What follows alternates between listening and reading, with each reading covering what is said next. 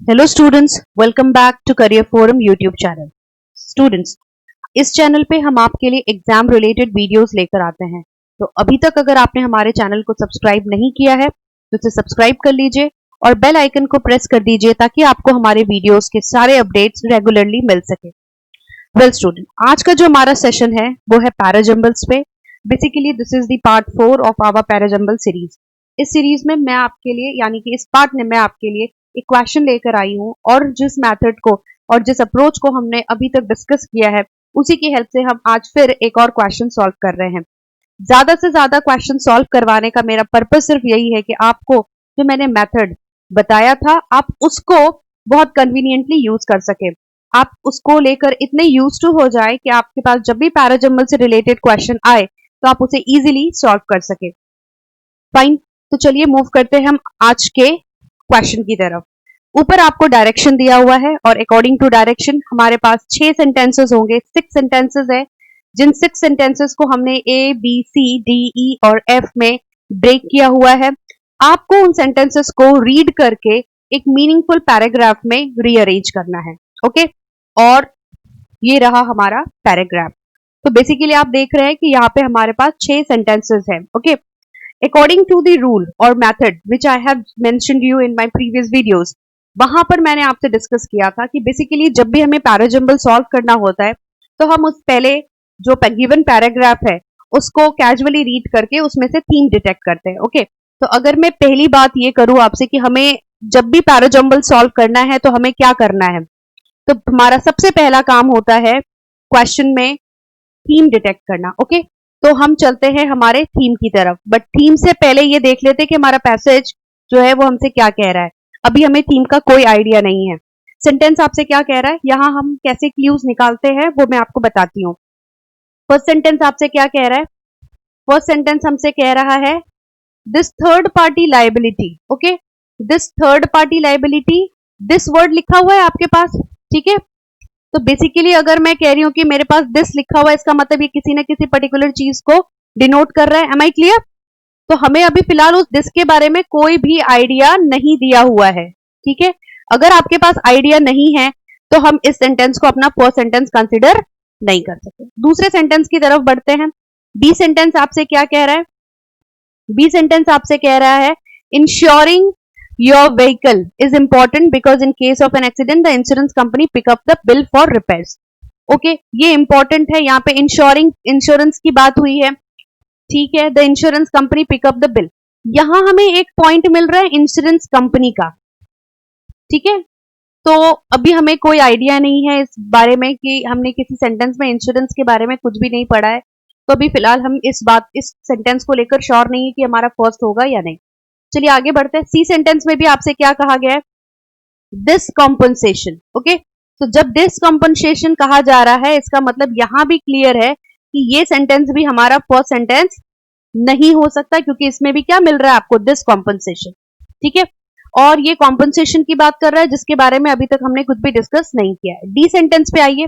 D आपसे कह रहा है general insurance companies have been lobbying for a cap on the liability for several years. इस sentence में हमें जनरल इंश्योरेंस कंपनी का क्लू मिल रहा है, ठीक है। हमें जो क्लू मिला है वो जनरल इंश्योरेंस कंपनी का। वेल अगर आप ध्यान से देखेंगे तो यहां आपको बी सेंटेंस में इंश्योरेंस के कंपनी के बारे में पता चला और डी सेंटेंस में उसी कंपनी का इंट्रोडक्शन दिया हुआ है, क्योंकि अगर आप ई और एफ सेंटेंसेस देखोगे तो नीचे क्या मिल रहा है आपको, what only a few people know is that the insurance company, ये भी उसी कंपनी को डिनोट कर रहा है जिसका इंट्रोडक्शन हमें कहां मिला है, डी में। ये कह रहा है दे, तो ये भी हमारा फर्स्ट सेंटेंस तो नहीं हो सकता। तो अगर आप कैजुअली भी देखते हैं तो आप बहुत इजीली ये इंटरप्रेट कर सकते हैं कि जो हमारा इंट्रोडक्टरी सेंटेंस है, अगर हम इंट्रोडक्शन की बात करें या इंट्रोडक्टरी सेंटेंस की बात करें तो अब हमें क्लियर हो गया कि हमारा इंट्रोडक्टरी सेंटेंस कौन सा है, डी, ठीक है। चलिए पहले सेंटेंस रीड कर लेते हैं ताकि हम आगे एक्सटेंशंस की तरफ जा सके। General insurance company have been lobbying for a cap on the liability for several years. Okay, यहाँ पे जनरल इंश्योरेंस कंपनी किस चीज के लिए लायबल है उसके बारे में बात की गई है, ठीक है। नेक्स्ट देखिए, हमें यहाँ पे आपको प्रॉम्प्टेड नाउन दे दिया गया है, हम बात कर रहे हैं जनरल इंश्योरेंस कंपनी की। हमें कुछ ऐसा चाहिए, कोई ऐसा प्रोनाउन चाहिए जो इसको डिनोट कर सके। तो अगर आप ध्यान से देखते हैं तो आपको इस सेंटेंस में मिल रहा है एफ सेंटेंस में they contend, who contend, general insurance company. और सेंटेंस आपसे क्या कह रहा है, they contend they are losing money because the compensation is higher than the premium earn. Okay, यहां आपको एक और आइडिया मिल गया कॉम्पनसेशन का, ठीक है। और हमने ये दे किसके लिए यूज किया था, जनरल इंश्योरेंस कंपनी के लिए। तो डी के बाद जो मेरा नेक्स्ट सेंटेंस होगा वो कौन सा होगा, ऑब्वियसली एफ। क्लियर, चलिए आगे बढ़ते हैं। यहां हमें क्या पॉइंट मिल गया है, कॉम्पनसेशन का। अब हमें इसी पॉइंट का आगे एक्सटेंशन ढूंढना है जो कॉम्पनसेशन के बारे में बात कर रहा हो। अब हम चलते हैं यहां सी सेंटेंस में। सी सेंटेंस में आपसे क्या कहा गया, this compensation can run into several lakh of rupees. जिस कॉम्पनसेशन की बात यहां एफ में की गई उसी का एक्सटेंशन हमें कहां मिल रहा है, सी सेंटेंस में। सी सेंटेंस आपसे कह रहा है दिस कॉम्पनसेशन, एफ में कहा गया कि जो जनरल इंश्योरेंस कंपनी है वो कभी कभी बहुत ज्यादा पैसा लॉस कर देते हैं, हो जाता है उनसे, क्योंकि जितना उन्होंने प्रीमियम अर्न नहीं किया होता उससे ज्यादा उन्हें कॉम्पनसेशन देना पड़ता है। और सी में आपसे कहा गया कि कभी कभी ये कॉम्पनसेशन इतना ज्यादा होता है कि सेवरल लाख ऑफ रुपीज होते हैं, और कई बार ये 9 फिगर मार्क भी टच करते हैं, मतलब काफी ज्यादा अमाउंट होता है। तो एक और हमें एक्सटेंशन मिल गया एफ के बाद सी। ओके, अब उसके बाद हमें आगे जाना है। देखिए ए सेंटेंस को ध्यान से देखिए, this third party liability insurance is mandatory for all vehicles and offers. अभी हमें ए के बारे में लेट्स से कुछ भी अंदाजा नहीं है, ठीक है, आपको नहीं पता चल रहा कि ए बी और ई हमें कहां रखना है, तो हमें अब कैसे क्लूज देखने होते। देखिए बी में आपसे क्या कहा गया है, ध्यान से सेंटेंस बी को देखिए, ensuring your vehicle is important.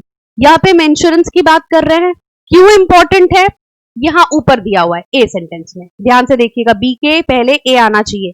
Ensuring your vehicle is important B में कहा है because in case of an accident the insurance company pick up the bill for repairs. क्योंकि एक्सीडेंट कभी अगर हो जाता है तो जो इंश्योरेंस कंपनी है वो बिल जो है वो लेते हैं रिपेयर करने के लिए।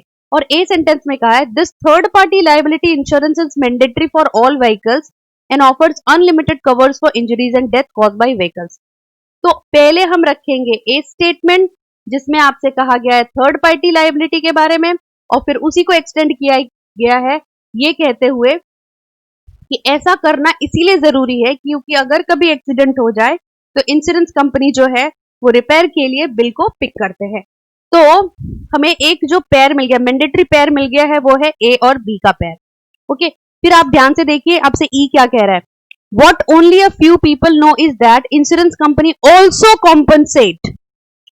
यहां also का मतलब साफ है ये कॉम्पनसेशन की बात कर रहा है आपसे, यहां आपको ध्यान में रखना है, आपको ये याद रखना। यहां हमने क्या बात कर ली कि वो रिपेयर्स के लिए बिल लेके जाते हैं, पर बहुत कम लोग ये बात जानते हैं कि इंश्योरेंस कंपनी उनको भी कॉम्पनसेट करती है जो विक्टिम ऑफ एक्सीडेंट है जिसमें उनकी गाड़ी इन्वॉल्व होगी। ठीक है, अब हम अगर जाते हैं तो ये चला जाएगा यहां, क्योंकि यहां पे आपने बताया कि बहुत इंश्योरेंस क्यों जरूरी है, ठीक है, और बहुत कम लोग जानते हैं कि ये जो थर्ड पार्टी लायबिलिटी इंश्योरेंस है ये भी जरूरी है। भी के लिए हम क्या ले रहे हैं, ऑल्सो। याद रखिए स्टूडेंट, ये छोटे छोटे वर्ड जो जनरली होते हैं ना, जैसे ऑल्सो आपको दिया हुआ है, तो हम इन छोटे छोटे वर्ड्स को कई बार बहुत अंडर एस्टिमेट करते हैं, लेकिन याद रखिए कि ये सारे वर्ड्स आपके लिए बहुत बड़े क्लू होते हैं, क्योंकि कई बार आपको इससे बहुत बड़ा आइडिया डिटेक्ट करने को मिलता है। अब ये ऑल्सो मुझे क्लियर कर रहा था कि मैं किसी ऐसी पार्टी के बारे में बात कर रही हूँ जिसका ऑलरेडी पहले इंट्रोडक्शन हो चुका होगा, तो कहां हुआ था, ए में।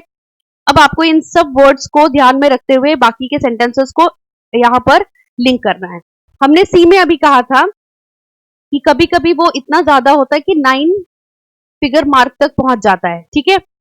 अब इसी के बाद हमें नेक्स्ट सेंटेंस क्या मिल रहा था, या फिर एक दूसरा this third party liability, okay, this third party liability insurance is mandatory for all vehicles. क्यों जरूरी है वो बता दिया गया आपको, ठीक है, and offers unlimited covers for injuries and death caused by vehicles. Okay, तो अब आपको क्लू मिल चुका है, क्योंकि कॉम्पनसेशन कभी कभी इतना ज्यादा होता है ये हमने कह दिया। फिर उसके बाद हमने ये बात कर दी ये थर्ड पार्टी लायबिलिटी इंश्योरेंस क्यों जरूरी है, ठीक है, फिर क्यों जरूरी है उसका इंट्रोडक्शन आपको बी में मिल गया, क्योंकि ऐसा करने से अगर कभी एक्सीडेंट होता है तो इंश्योरेंस कंपनी रिपेयर के लिए बिल लेके जाती है। और लास्ट सेंटेंस हमारा क्या है, बहुत कम लोग जानते हैं इस बारे में कि इंश्योरेंस कंपनी उनको भी कंपनसेट करती है जो विक्टिम है इस एक्सीडेंट के, जिसमें उनकी गाड़ी भी इन्वॉल्व होती है। क्लियर? चलिए, तो हमें क्या सीक्वेंस मिल गया? DFC और ABE, ये हमारा सीक्वेंस बन गया। ठीक है, तो आपको जैसा कि हमने रूल डिटेक्ट किया था पहले भी, और मैंने आपको बार बार कहा है, आपको थीम डिटेक्ट करना है, आपको क्लू वर्ड्स की तरफ जाना चाहिए ताकि आप एक्सटेंशंस ढूंढ सके। ठीक है, उसके बाद आपको लिंकर्स का यूज करना चाहिए, आप लिंकर्स का यूज करिए। लिंकर्स आपको सेंटेंस को कनेक्ट करने में हेल्प करेंगे। और फाइनली आपका जो पैसेज है, जो रैंडमली अरेंज है, वो कंप्लीटली पैराग्राफ में, एक कंप्लीट पैराग्राफ में आराम से कन्वीनियंटली अरेंज हो जाएगा। तो हमेशा इन जो वर्ड्स मैंने यहाँ पे जो आपको आइडिया दिया, थीम का, न्यू वर्ड्स का, लिंकर्स का, पैराग्राफ बनाने का, इसे हमेशा कंसिडर करिए। अगर आप चीजों को ध्यान से करेंगे तो आप किसी भी तरीके के पैसेज को सॉल्व कर सकते हैं। क्लियर? चलिए, ये आज के मैंने नीचे आपको सीक्वेंस दे दिया है। जो हमारा करेक्ट सीक्वेंस है वो क्या है? DFC और ABE। Clear? Well student, this is all for today. अगर आपको आज का वीडियो सेशन अच्छा लगा हो तो प्लीज इसे लाइक करिए और अपने फ्रेंड्स के साथ शेयर करिए, और हमारे चैनल को सब्सक्राइब करना मत भूलिए ताकि आपको हमारे चैनल के सारे वीडियो अपडेट्स मिल सके। फिर हम नेक्स्ट वीडियो में मिलेंगे आपके साथ इसी तरीके से एक नए क्वेश्चन के साथ, और हम अप्रोच के साथ उसे वापस सॉल्व करेंगे ताकि आपको इन क्वेश्चंस को सॉल्व करने में कन्वीनियंट फील हो। Thank you.